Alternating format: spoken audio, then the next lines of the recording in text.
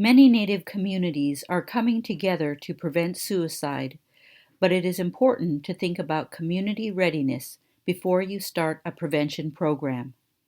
Healing is complex, and even though it is occurring, barriers still exist. Some of the barriers to talking about suicide include the stigma and shame associated in seeking help for mental health issues, the impact of historical trauma and the loss of healthy ways to process and heal from grief, cultural taboos. Albert Tittman, cultural practitioner and substance abuse counselor, speaks about the power of taboos. Culturally, we believe in the spirit world, and we believe in both. We call on our ancestor spirit, our spirit helpers, our spirit guides. But then opposite to that, there's those dark spirits, spirit of negativity. And I believe suicide lives there. And we're taught that when we call on those spirits, or when those spirits are present, I believe there's a fear amongst our people that says, don't talk about it, because when you talk about it, you call it. You know, I've heard this said, that we move towards and become like that which we think about. So if we think about suicide and we're talking about it, some of the folks might be afraid that then we call it and it'll show up. So they say, shh, don't talk about it. Despite these challenges, more Native communities have recognized the importance of increasing a community's readiness to address suicide. The Community Readiness Model is a tool communities can use to assess their level of readiness to address the issue of suicide. The assessment requires interviewing a small but diverse segment of the community in 6 dimensions to come up with an initial readiness score. This score gives the community a starting place and provides strategies a community can take to raise their readiness to address and heal from suicide. For example, a recent assessment showed that many Native American communities developing suicide prevention plans are in Stage 3, or vague awareness. In this stage, community members are often looking around saying, someone has to do something, but they are not actively involved. They're aware of recent incidences of suicide, but awareness and motivation is low, and community leadership is not engaged.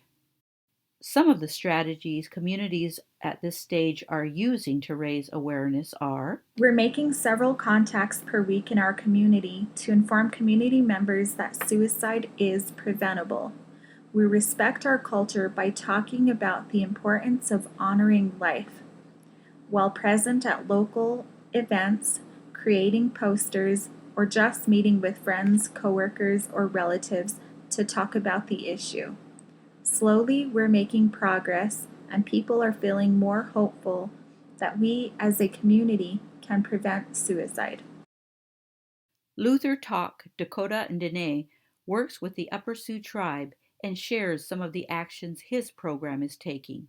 Once a year, we do a holistic a walk here. When we have our walk, we have a presenter in the beginning. And this year we used a doctor from this community that came in and spoke about healthy living. He touched on CD, on mental health, on suicide. This year we had the chairman come in and pray. He smudged the community off. And we had an elder come in and he said a prayer and he sang a song. And we grouped up together. And the chairman got up and he made a good speech about, it's hot out. Look after one another. Take care of one another. We're here together as one. So let's walk together as one, and let's walk together, and let's do this in a good way so that we could heal. You know, that I think needs to come from leaders. I think those type of messages need to come from leaders. And when we're talking about the stigma of suicide, I think that's where it needs to start, is our leaders need to get educated in suicide and understand what suicide is and be able to mix contemporary culture with traditional culture and religion and braid it together So that way, when they present it to the community, everybody will understand the message. It won't be for one specific group of people. It would be for the community as a whole. Historical trauma and trauma over generations has resulted in people feeling disempowered. Native Americans just didn't believe that they could make a difference in addressing suicide and other behavioral health issues. But now things are changing. We believe we can. In my mom's generation, she was taught not to talk about suicide. Our generation needs to come together and address the issues that have been pushed under the rug so we can better our lives as Native people.